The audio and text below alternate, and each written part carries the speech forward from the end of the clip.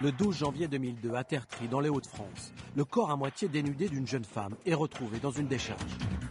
Ils vont la violer, ils vont la massacrer, ils vont enflammer son corps après. La victime s'appelle Elodie. Elle habite Péronne, dans la Somme. Quand Jackie Kulik apprend la mort de sa fille, la vie s'arrête. Quand ça vous arrive, vous savez, le monde s'écroule. Les gendarmes retrouvent la voiture de la jeune femme, accidentée dans un champ, à seulement quelques kilomètres de chez elle. Comment ça a pu se produire sur une ligne droite? Tout indique qu'Elodie aurait fait une mauvaise rencontre sur la route, de nuit, au volant de sa 106 grise. Ce qui est sûr, c'est qu'Elodie, elle est traquée à ce moment-là. Elle voit arriver sa mort, elle les voit arriver, elle sait qu'elle est menacée. Traquée, mais par qui? De simples inconnus ou des gens qui lui en voulaient? Elodie connaissait-elle ses meurtriers? Je suis persuadé qu'elle a reconnu un de ses agresseurs. Ce qui est sûr, c'est qu'Elodie Kulik ne passe pas inaperçue dans la région. À 24 ans seulement, elle est directrice d'agence bancaire à Péronne. C'est aussi une très belle jeune femme, dont le physique attire l'attention. Dans cette affaire, les enquêteurs disposent d'indices rares et précieux. On a l'ADN de l'auteur. Les gendarmes ont également entre leurs mains un document exceptionnel. L'enregistrement du dernier appel téléphonique qu'Elodie, paniquée, passe aux pompiers pour appeler au secours. C'est un document presque insoutenable. Un enregistrement incroyable sur lequel on devine les voix des assassins d'Elodie. Il y a un chef, il y a un meneur, il y a quelqu'un qui est froid. C'est en compagnie de Jean-Marc Bloch, ancien patron de la PJ de Versailles, et de Négar Haïry, avocate pénaliste, que nous allons revenir sur cette affaire.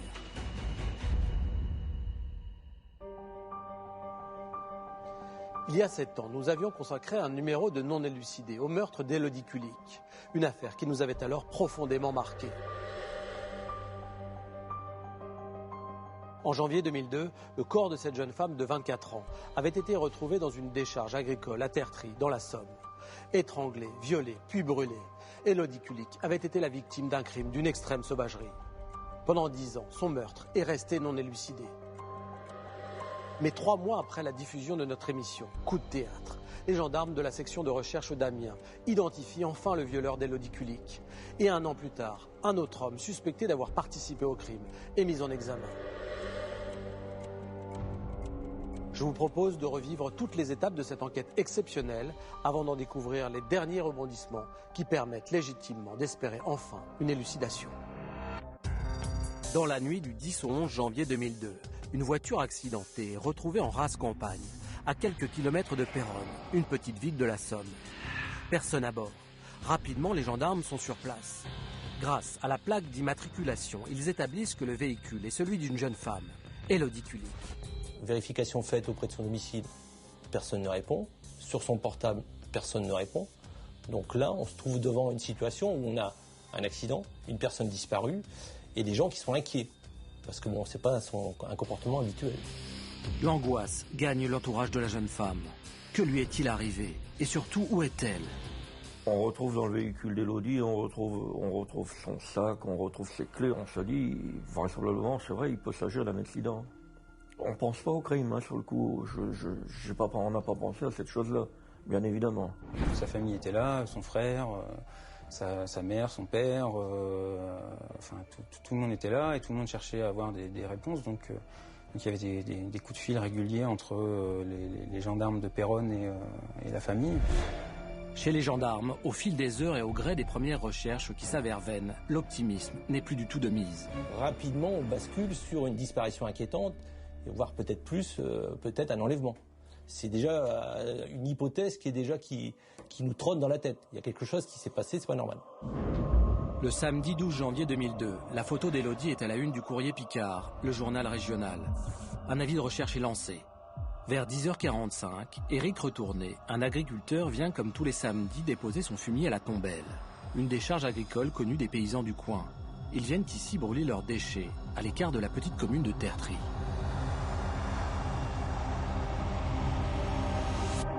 Je viens avec ma voiture, ma petite remorque derrière, et à peu près une trentaine de mètres, au loin, je distingue une silhouette. C'est en fait un corps qu'Éric Retourné vient d'apercevoir, mais il lui faut quelques instants pour s'en persuader. J'arrive à l'auteur du corps, à 200 mètres. Je descends de ma voiture, je contacte, c'était le corps d'Élodie, ici, allongé, ici. Voilà, son corps dénudé, allongé. Il y avait un côté un peu noirci, on a voulu mettre le feu, je ne sais pas. Et c'était pas complètement brûlé. Alors c'est comme ça que je l'ai reconnu. Éric Retourné vient de découvrir le corps d'Élodie. La jeune femme repose sur le dos. Ses jambes sont repliées en direction du torse. Le corps est partiellement brûlé. La scène est insoutenable. Les gendarmes sont immédiatement prévenus. Le cortège de voitures se rend à la décharge où a été découvert le corps. Le capitaine Thierry Fouache, qui connaît pourtant bien la région, a bien du mal à accéder au site. À l'époque des faits, lorsque moi je vais pour la première fois sur les lieux, je rate l'entrée. Parce qu'effectivement, je suis sur l'axe pour rejoindre la communauté de Tertry. Et bon, on me dit c'est sur l'axe, donc je roule. Et à un moment, je passe. Je dis merde, il y a l'air d'avoir un petit chemin de terre là sur le côté. Mais donc je fais marche arrière et je reviens. Et je m'engage. Je m'engage prudemment, puisqu'en réalité, c'est vraiment chaotique, c'est boueux. Et je me dis, bon, je vais aller jusqu'au bout, on verra bien. Mais je ne suis même pas certain que c'est le bon lieu, quoi. La première réaction, en tant que moi, enquêteur, je me dis, faut connaître, quoi. C'est sur cette décharge au milieu des champs que les enquêteurs découvrent une scène de crime particulièrement choquante. C'est à droite du chemin que repose le corps nu et en partie carbonisé d'Élodie. Les membres supérieurs ont été les plus atteints, notamment les mains, les bras et le thorax. La partie gauche du visage, à elle, était épargnée par le feu. Le corps gît sur le dos, les genoux pliés sont relevés, la tête repose sur un léger talus. La victime est donc figée, pétrifiée dans la souffrance du viol qu'elle a subi. Une botte est toujours enfilée sur la jambe droite. La seconde botte, calcinée, est posée sur le sol. Sur la gauche du chemin, en face du corps, les meurtriers ont laissé des indices précieux. Tout d'abord, un préservatif usagé et son emballage. Il est d'une marque très commune, vendue en pharmacie et grande surface. Cette scène de crime, elle est désordonnée, très désordonnée. Donc ça, c'est un indice précieux. Et on a le corps d'Élodie d'un côté. Et puis, autour, il y a effectivement des éléments qui peuvent permettre d'identifier les auteurs. Il n'y a pas de cohérence dans cette scène de crime. Ils sont partis en laissant tout comme ça en plan. Un peu plus loin, une serviette éponge ensanglantée, présentant des traces de peinture blanche, qui ont été analysées. Il s'agit d'une peinture domestique très banale et dont il est impossible de tracer l'achat. Enfin, une chaussette de couleur sombre appartenant à la victime et un mégot de cigarette.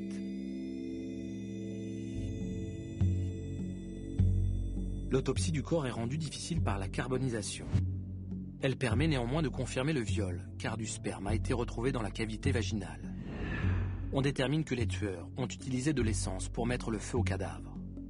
L'absence de suie dans les poumons de la victime nous apprend qu'elle n'a pas respiré les gaz dégagés par les flammes et était donc déjà morte quand son corps a été incendié.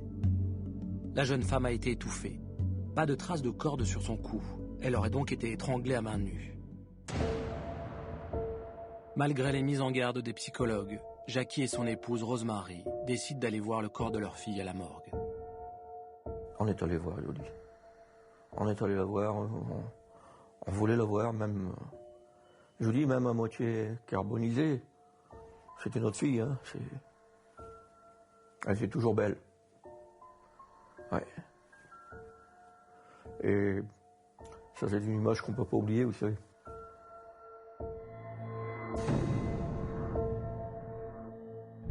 Jean-Marc, je suis sûr que comme moi, vous n'avez rien oublié de cette affaire. Dans Non élucidé, nous avons l'habitude de nous déplacer sur les lieux où se sont déroulés les faits. Nous avons donc été sur cette scène de crime et je me souviens très bien que l'ambiance était particulièrement pesante et qu'un silence de plomb régnait dans notre équipe.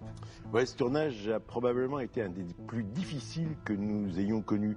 Quand nous sommes arrivés sur place, c'est un peu comme si nous découvrions à notre tour le corps d'Élodie Kulik. Nous avions tous en tête la photo de cette jeune femme, belle, souriante, radieuse. Et puis lors de ce tournage, il faisait froid, il faisait nuit, exactement comme en ce terrible jour de janvier 2002, quand Élodie Kulik a été cruellement, sauvagement tuée.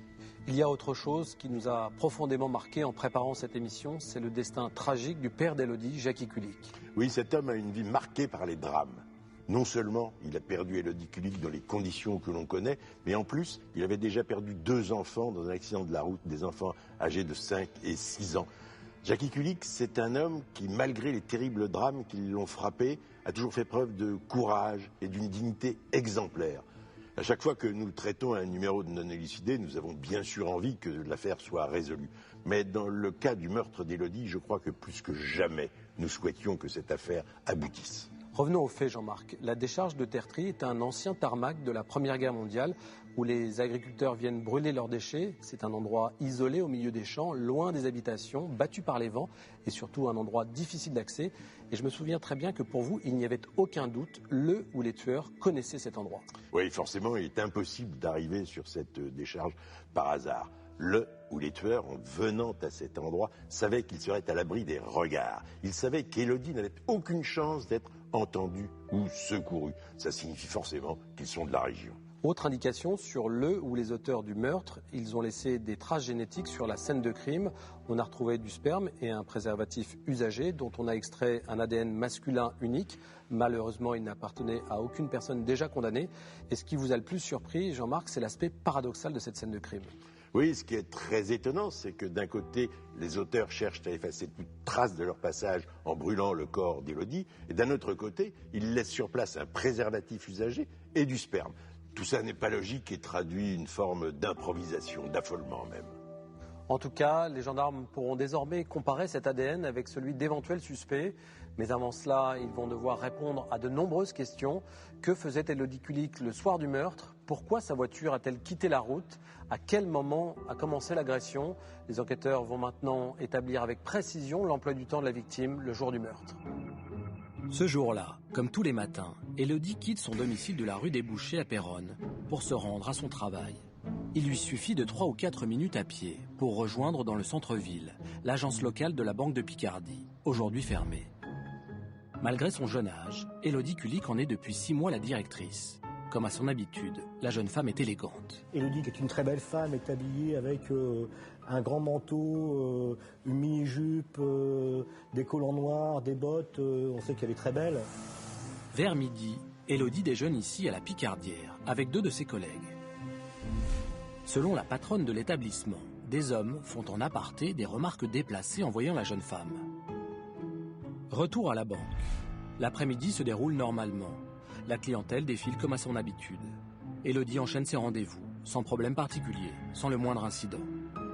À 17h45, sa journée de travail terminée, Élodie quitte l'agence et prend sa voiture, car ce soir-là, elle est attendue.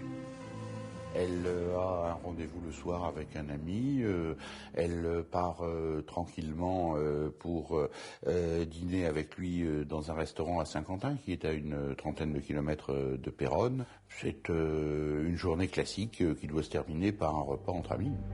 Le rendez-vous est pris dans ce café de Saint-Quentin, anciennement le Latino. Élodie est en avance, elle commande un soda, et une fois de plus, on la remarque.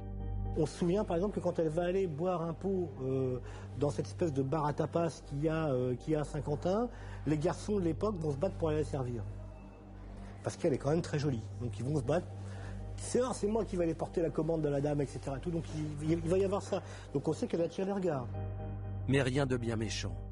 Élodie et son amie passent un début de soirée agréable. Elle venait d'avoir un nouveau poste de directrice de banque. Donc voilà, elle a beaucoup parlé de ça, ainsi que de sa famille, de son frère, de ses parents. Donc rien d'extraordinaire, on apprenait à se connaître tout simplement.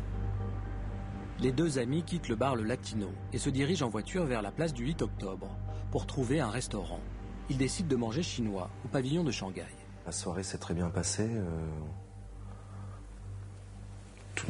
Un dîner tout à fait normal où on s'est raconté nos vies.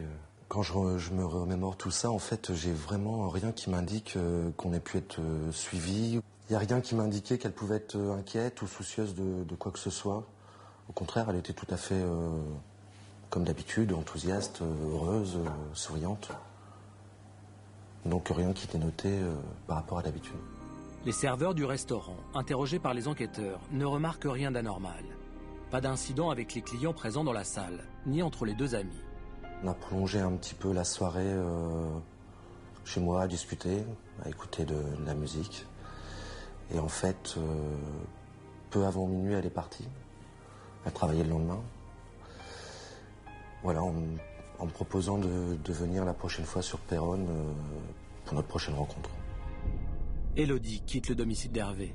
Elle n'a alors que quelques mètres à parcourir pour rejoindre sa voiture, garée à proximité de l'immeuble. Elle a juste l'escalier à descendre et reprendre sa voiture qui est en bas des escaliers. Et voilà, il me fait simplement un signe, me lance un grand sourire et puis me dit à bientôt. Élodie monte dans sa 106 grise et prend la route pour rentrer chez elle à Péronne. Depuis Saint-Quentin, elle a environ 30 km à parcourir. Un trajet d'une trentaine de minutes. Cette route, Élodie la connaît par cœur. Elle sort de Saint-Quentin, s'engage sur la nationale 29, puis, arrivée au rond-point en face de l'usine Bonduel, à Estrémons, s'engage sur la départementale 44 pour rejoindre Péronne. Mais à hauteur de Cartigny, en pleine ligne droite, alors qu'il ne lui reste que 5 km à parcourir, la 106 d'Élodie sort de la route. La voiture atterrit dans un champ sur le bas-côté. Un automobiliste arrive sur les lieux, vers 0h50. Il voit le véhicule accidenté et s'en approche pour porter secours au conducteur. Mais il n'y a personne à l'intérieur, personne aux alentours. Elle va s'arrêter, la voiture, il y a la portière, je crois, une portière passager qui est ouverte, et elle va trouver ce sac à main d'Élodie. Elle va le remettre dans la voiture et je crois qu'elle va fermer la porte. Ce témoignage nous apprend également que le plafonnier et la radio de la 106 sont encore allumés, ainsi que le clignotant droit. Étrange. Il semble que la voiture ait été abandonnée précipitamment. Et plusieurs personnes nous appellent à quelques délais d'intervalle en disant voilà, il n'y a vu que l'accidenté. Le premier appel au centre opérationnel est à 0h50. On signale l'accident. Dans la nuit, d'autres témoins disent avoir vu la voiture accidentée. Mais personne n'a assisté à la sortie de route, ni vu Élodie. La jeune femme s'est comme volatilisée.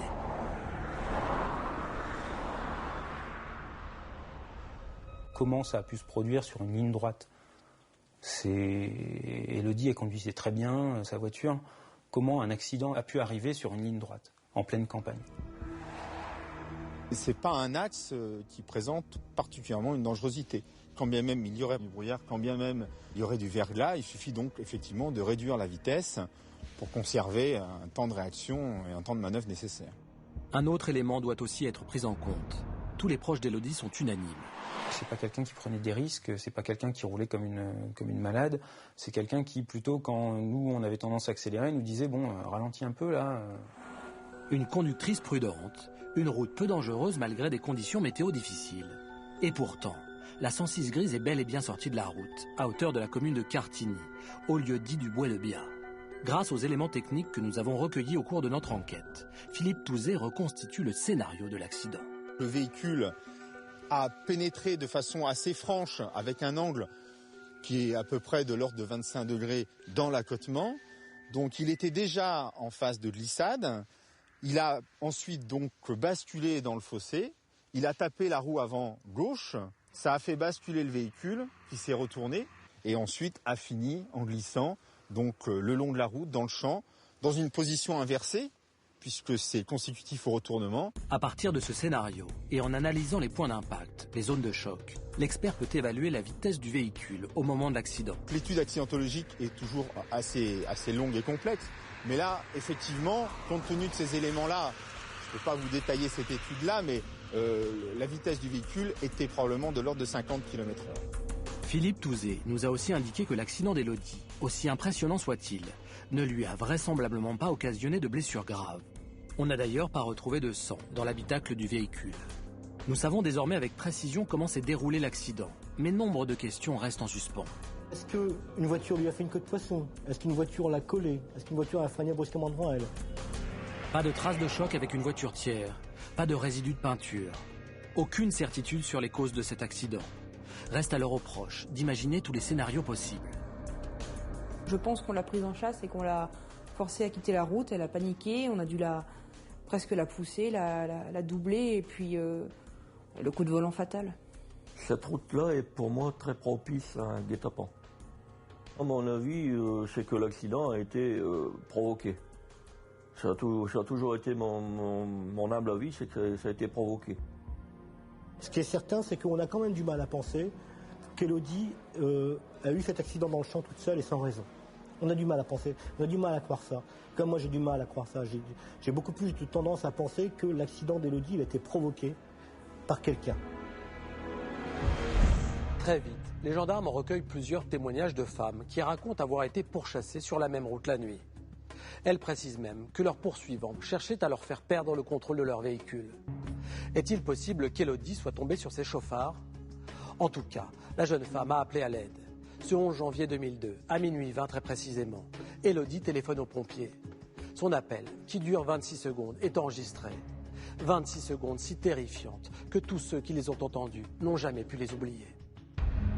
Ce coup de téléphone est un élément exceptionnel pour l'enquête. Avant de mourir, Élodie a réussi à composer le 18, à l'insu de ses agresseurs. Un ultime appel au secours, plein de détresse, reçu par le CODIS d'Amiens, le centre d'appel des pompiers. Il y a l'opératrice qui est de service au centre personnel des pompiers Amiens et qui décroche le téléphone du 18 et qui entend un cri. On entend, de manière terrifiante d'ailleurs, les hurlements d'Élodie. Ce sont des hurlements, hein. Ce ne sont pas des paroles, ce sont des cris d'effroi. L'opératrice donc va voir un numéro, celui d'Élodie, s'afficher sur son clavier. Elle va essayer de rappeler ce numéro ne va plus jamais fonctionner. Élodie ne peut plus répondre. Son portable ne sera jamais retrouvé. Grâce à ces 26 secondes et à l'analyse des bornes téléphoniques activées par l'appareil, les enquêteurs savent précisément d'où a été passé l'appel au secours. Ce qu'on est sûr, c'est que l'appel a été passé du lieu de l'accident. Cette information accrédite la thèse de l'accident de la route provoqué. Élodie vient de faire un tonneau. Sa voiture a atterri dans un champ. Elle est terrifiée et a compris qu'on lui voulait du mal. Les agresseurs sont déjà sur elle. Elle compose le 18.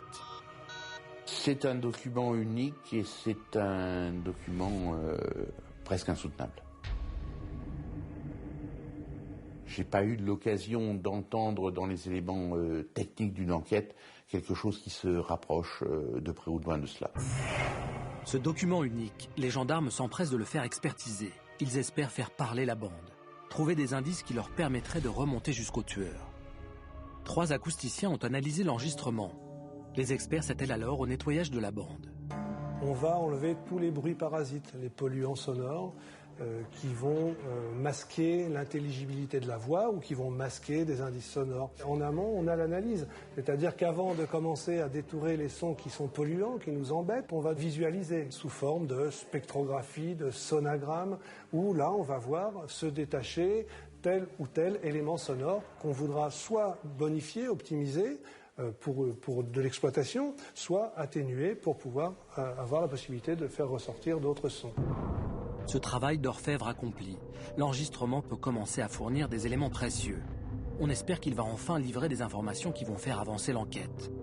Si le secret de l'instruction nous interdit de diffuser cet appel, nous allons néanmoins en révéler le contenu. Ils vont donc identifier sur ce document sonore plusieurs voix. On est quasiment sûr qu'ils sont au moins 2 protagonistes, 2 agresseurs présumés dans cet enregistrement. Les experts s'accordent pour dire qu'ils distinguent 2 voix d'hommes qui sont physiquement tout près d'Élodie quand elle appelle.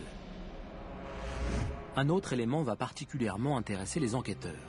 Tout le monde, même à la simple audition, croit discerner un accent qui ressemble à un accent du Nord, un accent picard, un accent un peu écrasé.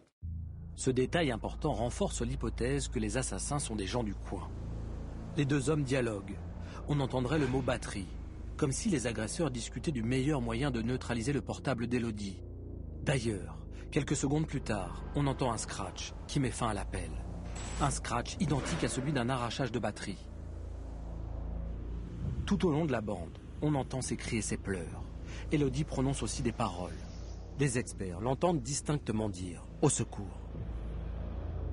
C'est vrai que c'est un document quasiment unique d'entendre une agression en direct. Si la charge émotionnelle est extraordinaire quand on écoute cet appel, ça bouleverse vraiment, y compris les techniciens qui l'ont écouté, et c'est quelque chose qui glace et que l'on retient de cette affaire. Le père d'Élodie a tenu à écouter l'appel au secours de sa fille. Jackie espérait pouvoir reconnaître une voix, identifier quelqu'un. Pour moi, c'était un peu un dernier espoir. Je m'étais dit que peut-être je reconnaîtrais un timbre de voix, je reconnaîtrais... Malheureusement, non, on entend surtout les cris d'Élodie pendant plus de 20 secondes. Je sais que si un jour il y a un procès, je demanderai à ce que cette cassette soit auditionnée par les jurys. Je le demanderai. Parce que c'est épouvantable. On se rend compte de ce qu'a pu être son calvaire.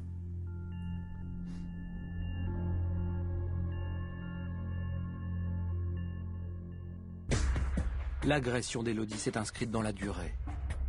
Les bourreaux de la jeune femme ont donc assumé longuement ses cris, sa douleur, jusqu'à son agonie. Quels individus sont capables de commettre un crime aussi barbare? Pour parvenir à établir un profil psychologique, il faut se mettre dans la tête des tueurs. La criminologue Sylvia Breger va nous y aider. La première approche qu'il y a entre Élodie et ses agresseurs, c'est une approche dite de surprise. On lui fait peur à cette jeune femme. On décide de lui faire peur, peut-être parce qu'il y a autre chose en tête, mais peut-être qu'au départ c'est juste faire peur. Ce qui est sûr, c'est qu'Élodie, elle est traquée à ce moment-là. De toute façon, que ce soit en descendant de chez son ami ou sur la route, elle va être traquée. Les meurtriers sont plusieurs, mais quelle est la dynamique qui anime ce groupe? Quand on est en groupe, c'est instinctif, c'est animal. On fait monter la violence très rapidement. Vas-y, fais-le. On a besoin de prouver des choses. Dans un groupe, les gens ont besoin de prouver aux autres, et surtout à leurs leaders, qu'ils sont capables d'eux. Les assassins n'avaient peut-être pas l'intention d'aller si loin. L'horreur les aurait dépassés. Georges Charrière, qui suit les affaires criminelles dans la Somme depuis 30 ans, porte lui un jugement plus lapidaire sur les meurtriers. Ce sont des bourrins. Ce sont des bourrins. Le corps d'Élodie n'est pas vraiment brûlé, quoi. Il n'a pas été détruit par les flammes. Il y avait moyen d'embarquer le corps, de mettre quelque part. Il y avait des espèces de bassins dans le coin, etc. Tout, ils auraient pu le mettre là, on ne retrouvait pas Élodie. Des bourrins peut-être sous l'emprise de l'alcool, de la drogue. Mais quel est donc le lien qui unit ces assassins? Sont-ils amis, frères, collègues de travail ou amateurs d'un même club sportif? Les gendarmes savent maintenant qu'ils doivent rechercher plusieurs individus capables d'une violence extrême. Après avoir provoqué l'accident d'Élodie, ils se sont précipités pour la sortir de force de sa voiture. Les enquêteurs savent aussi qu'Élodie a été emmenée à 6 km de là, dans la décharge agricole. C'est là que la jeune femme a été violée, puis étranglée. Le mode opératoire des meurtriers est maintenant connu. On sait qu'il y a eu au moins 2 agresseurs, parmi lesquels au moins un violeur.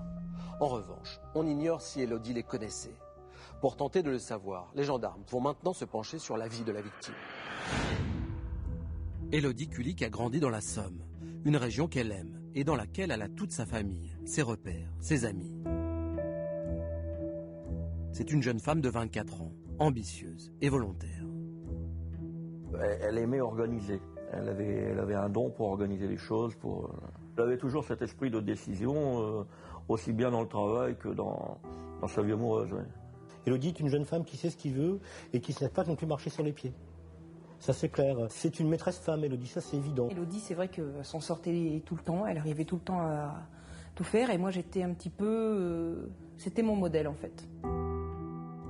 Élodie est aussi une fille sensible, qui se livre beaucoup. Au dire de tous, elle est chaleureuse, accessible et fidèle en amitié.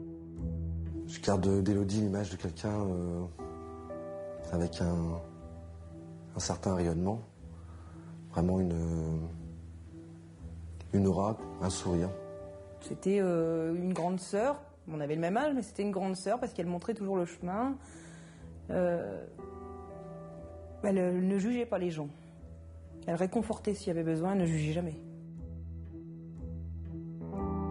Grande, mince, blonde aux yeux bleus, c'est une très belle jeune femme qui attire les regards et plaît aux hommes.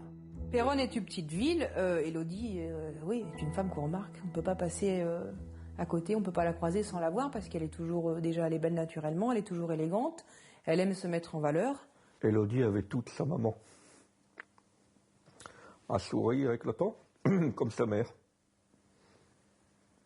Elle était abordable, elle était jolie comme sa mère, intelligente. Oui. Professionnellement, Élodie a le vent en poupe.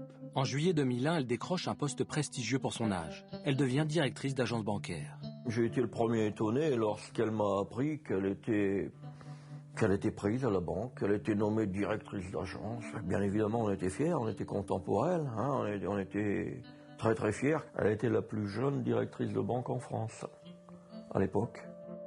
À 23 ans, elle est en charge à Péronne de l'agence de la Banque de Picardie. Sa nomination est saluée par la presse locale. Mais elle a une certaine notoriété sur place. Bon, elle vient d'être nommée directrice d'agence bancaire. Dans un petit bourg comme Péronne, c'est pas rien. Je crois qu'effectivement, il y a eu des articles dans la presse pour annoncer son arrivée, et plus que l'arrivée d'un directeur de banque habituel, l'arrivée d'une très jeune, de la plus jeune, de la plus belle. C'est vrai qu'elle était connue sur place. Sur le plan sentimental, la jeune femme paraît moins sûre d'elle. Certes, elle a déjà vécu de belles histoires, mais elle se montre parfois hésitante.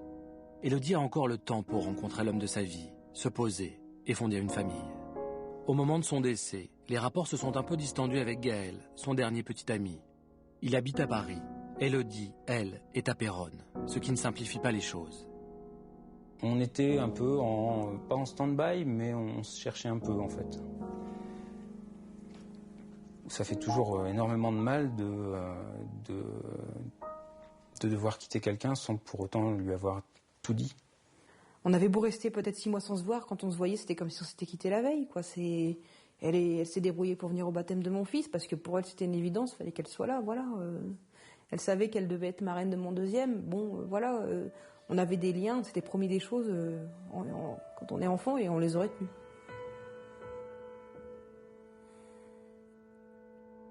La disparition tragique d'Élodie a bouleversé à jamais la vie de ses proches, de ses amis.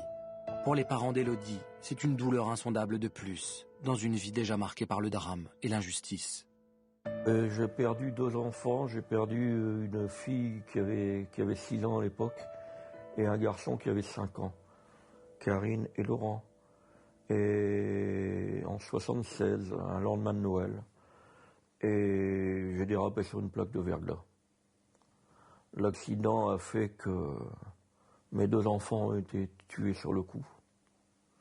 J'ai moi-même été en soins intensifs, j'ai été pendant 23 jours entre la vie et la mort. Et puis bon, la vie a fait que c'était en 76, j'avais 26 ans. On a recréé, on a réussi à recréer. Et on avait recréé dans le même ordre. Filles et garçons. Oublier, on n'avait pas oublié, on ne peut pas oublier des choses pareilles. Mais dis donc, ça s'était atténué, Et puis, on avait à nouveau 2 beaux enfants dont on était fiers. Et puis voilà. Depuis le meurtre d'Élodie, la seule raison de vivre de Jackie Kulik est de connaître le nom de l'assassin de sa fille. Quand l'enquête démarre, on a vraiment le sentiment que les gendarmes ont de nombreuses cartes entre leurs mains, et même des atouts rares en matière criminelle. Moi, j'ai pensé que ça irait très vite. J'ai pensé que ça irait très vite, étant donné, je vous dis, cet ADN qui était présent. Immédiatement, les gendarmes s'intéressent à l'entourage d'Élodie. Les premiers suspects sont des proches. Au départ, on peut pas. Ça fait l'objet de pistes de travail, puisque bon, on évoque effectivement du plus près au plus loin. Donc vous avez les proches, vous avez les amis, vous avez également les ex-petits amis. Il faut entendre le dernier petit ami connu de la jeune femme. Il s'agit officiellement de Gaël Boussière, même si à cette époque, les rapports avec Élodie sont un peu froids. Il est donc convoqué à la gendarmerie de Péronne. Je me souviens qu'un gendarme m'a vu à l'extérieur, il m'a dit « C'est vous le petit ami ?» Je lui ai dit « Oui ». Il me fait « Ah faut qu'on vous voie parce qu'on doit vous interroger ». Et là, on se retrouve en face, dans une pièce éclairée au néon, en face de 2 personnes qu'on ne connaît pas, qui nous posent des questions. Et ce qui m'a surpris, c'est que j'ai été capable de vraiment raconter mes 1 an de vie avec Élodie au jour près quasiment. L'emploi du temps de Gaël est vérifié, son ADN prélevé. Le résultat est négatif. Il n'a rien à voir avec le meurtre. Un à un, les ADN de tous les hommes de l'entourage de la victime sont prélevés, sans résultat. Les enquêteurs doivent élargir le cercle des suspects. Les gendarmes s'intéressent de près à ceux qui ont croisé la victime le jour de sa mort. Tout naturellement, ils convoquent Hervé Croisil, la dernière personne à avoir vu Élodie vivante. Donc on m'a fait un prélèvement d'ADN quelques semaines plus tard. Donc tout simplement, j'ai été convoqué à la gendarmerie de Saint-Quentin. L'ADN, une fois de plus, ne correspond pas. Hervé n'a rien à voir avec le crime. Les investigations se poursuivent en se concentrant sur les hommes croisés par la victime le jour de sa mort. Et là, coup de théâtre.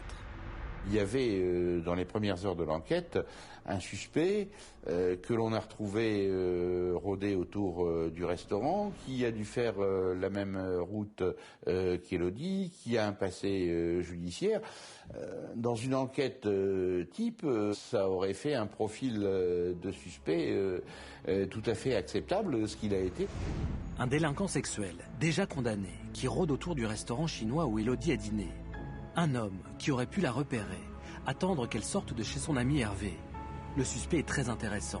On espère tenir le coupable. La déception est grande lorsque la comparaison ADN s'avère négative. À nouveau, il faut investir d'autres champs d'enquête. Vous avez aussi les clients de la banque. Les clients qui sont attirés par leur directrice de banque, mais les clients aussi qui sont peut-être déçus par le fait qu'elle a sollicité des prêts puis qu'elle les a envoyés en disant non, moi, je vous accorde rien. Rien du côté de la clientèle d'Élodie à la banque. À ce stade, les gendarmes ont déjà vu beaucoup de monde. De l'ex-petite amie au VRP de passage, dont on sait qu'il a croisé et remarqué Élodie dans un restaurant, en passant par l'amoureux timide, des dizaines d'hommes ont été entendus, leurs ADN comparés, en vain. Les gendarmes de la section de recherche d'Amiens, affectés à la cellule spéciale Élodie Kulik, multiplient les investigations et procèdent à des milliers de prélèvements ADN. Mais l'identité des agresseurs reste un mystère. C'est alors que 7 mois après le meurtre d'Élodie, 2 jeunes femmes sont violées et tuées dans le même département. Les enquêteurs envisagent alors l'hypothèse d'un tueur en série. En novembre 2002, un homme de 42 ans est arrêté. Très vite, des preuves matérielles le désignent comme l'auteur des 2 meurtres. En revanche, les gendarmes découvrent qu'il est impossible qu'il soit également le tueur d'Élodie Kulik. Il était en prison la nuit du crime. Son alibi est donc incontestable. La piste du tueur en série s'est écroulée. L'enquête auprès des proches d'Élodie n'a rien donné. Les gendarmes doivent relancer les investigations. La cellule Kulik compte alors une quinzaine d'hommes qui s'attaquent à une tâche titanesque. Retrouver toutes les personnes qui étaient sur la zone du meurtre au moment des faits. Ces gens qui étaient susceptibles d'être présents dans le secteur géographique au moment des faits ont été vérifiés, entendus. Les enquêteurs vont ensuite vérifier minute par minute tous les appels passés avec des téléphones portables la nuit du crime, sur la zone de l'accident et sur celle du meurtre. On décide de relever l'ensemble des appels qui ont été émis, aussi bien sur le lieu d'accident que sur le lieu de découverte.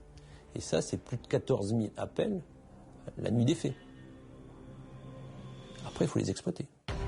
Et ce travail de fourmi va se poursuivre. Pendant des semaines, les gendarmes montent des barrages de nuit pour interroger les habitués des axes routiers autour de l'usine Bonduelle, entre Saint-Quentin et Péronne. Ils sont à l'affût du moindre signalement, du moindre témoignage. On a monté des services dans le créneau horaire pendant plusieurs mois, de telle façon à être sûr que on n'est peut-être pas passé à côté de quelque chose. Et à partir du moment où la personne lui dit moi ce soir-là, effectivement, je me souviens quand je suis passé, j'ai croisé un tel camion qui est rentré après chez Bonduelle ou alors une ambulance qui est passée, telle société d'ambulance, on fait la vérification derrière. Pendant toutes ces années d'enquête, des dizaines d'individus ont été suspectés. Mais à chaque fois, l'ADN les a disculpés. C'est quand même plus de 500 pistes déjà exploitées. Et une piste, ça peut être des dizaines de personnes entendues, puisqu'on est à plus de 10 000 auditions et prélèvements. En prélèvement pur ADN sur le dossier, c'est 5 400 prélèvements ADN. Les gens qui n'ont été prélevés que pour ce dossier. Plus de 5000 tests ADN effectués dans le cadre d'une seule affaire. C'est un record en France. Il n'y a pas eu un jour où il n'y a pas eu des actes faits dans l'affaire d'Élodie Kulik. C'est-à-dire que chaque jour, il y a des informations qui remontent vers la cellule qui est chargée d'enquêter. Les gendarmes vérifient tout. Il n'y a aucune piste qui est laissée au hasard. Aucune. Alors, ils le font discrètement, bien évidemment. Mais ils le font.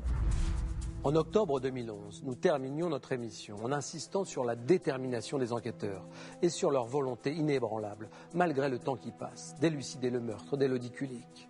3 mois plus tard, le 16 janvier 2012, le juge d'instruction convoquait le père d'Élodie pour lui annoncer une nouvelle incroyable. Quand Jackie Kulik s'est rendu au palais de justice d'Amiens, il était simplement accompagné de son avocat. Sa femme, Marie-Rose, quelques mois après le meurtre de leur fille, s'était donné la mort. Quand on est arrivé devant Jordan Duquesne, le juge d'instruction de l'époque, il m'a dit, M. Kulik, que j'ai pour vous 2 nouvelles concernant l'affaire, une bonne et une mauvaise. La bonne nouvelle, c'est qu'on a réussi à identifier l'ADN du violeur de votre fille. Mais la mauvaise nouvelle, c'est que le violeur, qui est Grégory Viard, s'est tué dans un accident de circulation en 2003. Les journaux publient immédiatement la photo du violeur identifié. C'est un rebondissement exceptionnel dans une des enquêtes criminelles les plus emblématiques de ces dernières années. Pour la première fois en France, un coupable est identifié par une recherche d'ADN par parentèle. C'est un capitaine de la section de recherche d'Amiens, le capitaine Famoy, qui a eu l'idée de cette étude génétique. Il va se souvenir, parce qu'il a séjourné en Angleterre, il a séjourné aux États-Unis à Quantico, au FBI, il va se souvenir que dans ces pays-là, on utilise une technique d'apparentement. C'est-à-dire que quand on ne trouve pas un ADN dans le fichier, on essaie de trouver des ADN qui s'en rapprochent le plus possible. Un ADN, ça se présente sous la forme d'un code barre. Et donc, on va chercher dans le fichier des gens qui ont déjà été prélevés l'ADN qui a le plus de barres communes avec celui qui est trouvé sur la scène de crime.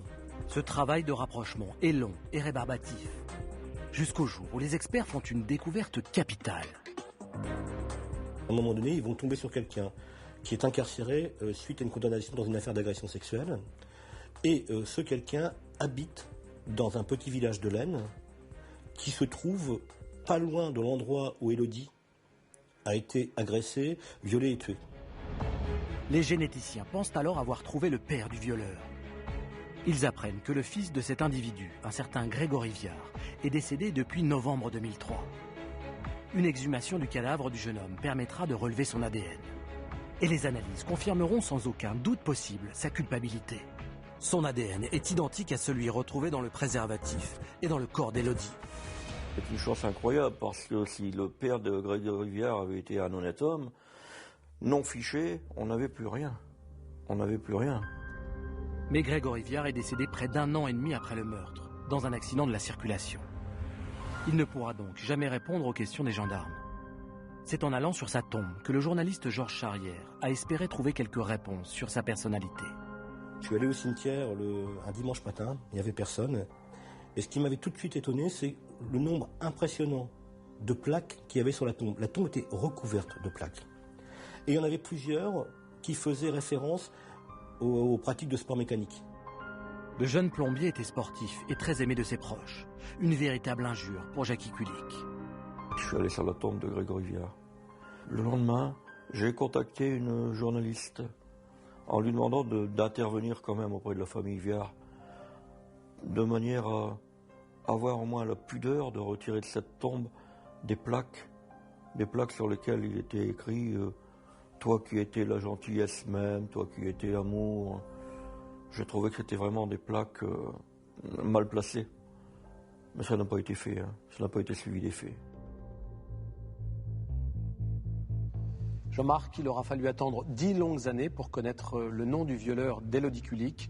Et l'identification de Grégory Viard a été une véritable révolution dans le domaine de l'enquête criminelle. C'est en effet la première fois en France qu'une recherche d'ADN par parentèle était réalisée.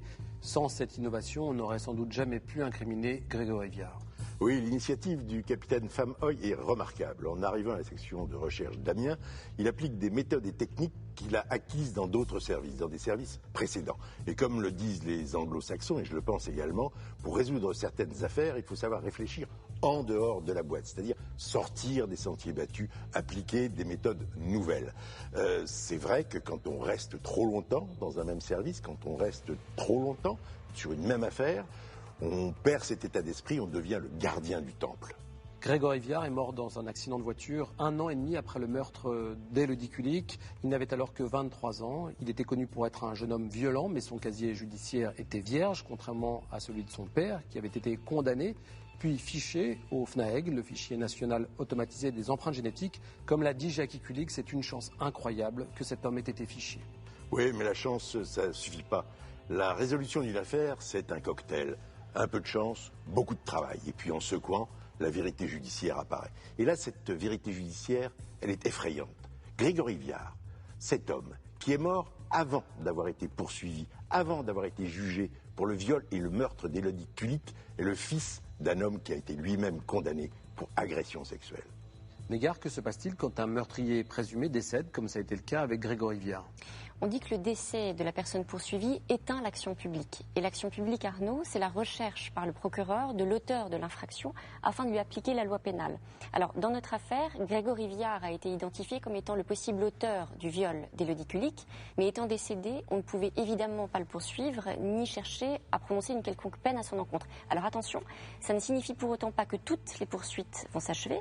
Lorsqu'il y a plusieurs personnes impliquées dans une affaire, comme c'est le cas ici, l'action publique n'est éteinte qu'à l'encontre de la personne décédée, mais se poursuit à l'égard des autres. Pour confondre Grégory Viard, le juge d'instruction a fait procéder à l'exhumation de son corps. Est-ce que sa famille pouvait s'opposer à cette décision? Non, Arnaud, la famille ne pouvait pas s'opposer à cette décision parce que l'exhumation procède ici d'un acte d'instruction visant la manifestation de la vérité. L'exhumation était donc régulière et s'imposait à la famille. Alors bien sûr, l'identification de Grégory Viard a complètement relancé l'enquête. Grâce à l'enregistrement de l'appel au secours d'Élodie, les gendarmes savent en effet qu'il n'a pas agi seul. Leur objectif est maintenant d'identifier ses complices. Jean-Marc, comment fait-on plus de 10 ans après les faits pour retrouver les complices d'un homme décédé? Décédé ou pas, ça change pas grand-chose. On fait une enquête de voisinage, une enquête de proximité, mais c'est vrai, 10 ans après les faits, c'est un peu plus compliqué, un peu plus laborieux, mais c'est quand même réalisable. On cherche à savoir quelle école il a fréquenté, quel centre d'apprentissage il a fréquenté, quelle entreprise l'a fait travailler. On cherche à savoir dans quel bar il allait, dans quel club il était inscrit, ses relations, ses amitiés. Et puis on secoue le panier. On interroge un tas de gens et on en met certains sous écoute téléphonique. Et c'est comme ça qu'on arrive à dessiner, à cerner l'entourage proche de la personne décédée. Concernant Grégory Viard, les gendarmes ont appris qu'il était plombier comme son père, qu'il passait de nombreuses soirées au comptoir du café du coin à Salle-Colisée, qu'il faisait partie d'un club d'amateurs de 4x4. Après 1 an d'investigation, les enquêteurs sont parvenus à localiser les personnes qui partageaient régulièrement les virées nocturnes de Grégory Viard. Et c'est ainsi que le 16 janvier 2013, ils sont passés à l'action en organisant un coup de filet spectaculaire. Les gendarmes se sont organisés dans le plus grand secret. Il y a un dispositif très imposant de gendarmes qui se déploie et simultanément, à 6 h du matin, qui est l'heure légale du début des interpellations, ils se présentent au domicile de plusieurs personnes et il y en a 7 qui sont aussitôt placés en garde à vue. Les interrogatoires débutent alors dans les locaux de la SR d'Amiens. Je vis là pendant toute la garde à vue avec l'espoir que cette fois-ci ça va déboucher sur quelque chose. Les gendarmes ont gardé un atout dans leur manche, un atout qu'ils vont mettre sur la table à un moment donné et qui va faire basculer les auditions. L'appel au secours d'Élodie est diffusé à chaque gardé à vue. Sur les 7, 5 vont dire la même chose, à savoir, dans les voix qu'on entend derrière les cris d'Élodie Kulik, il y a une voix et nous, on la reconnaît cette voix, vont dire 5 personnes. Et cette voix, pour nous, c'est la voix de Willy Bardon. Willy Bardon, c'est lui. Il fait partie des gardés à vue. Connu pour sa grande amitié avec Grégory Viard, il partageait avec lui les soirées alcoolisées et la passion pour la conduite des véhicules tout-terrain.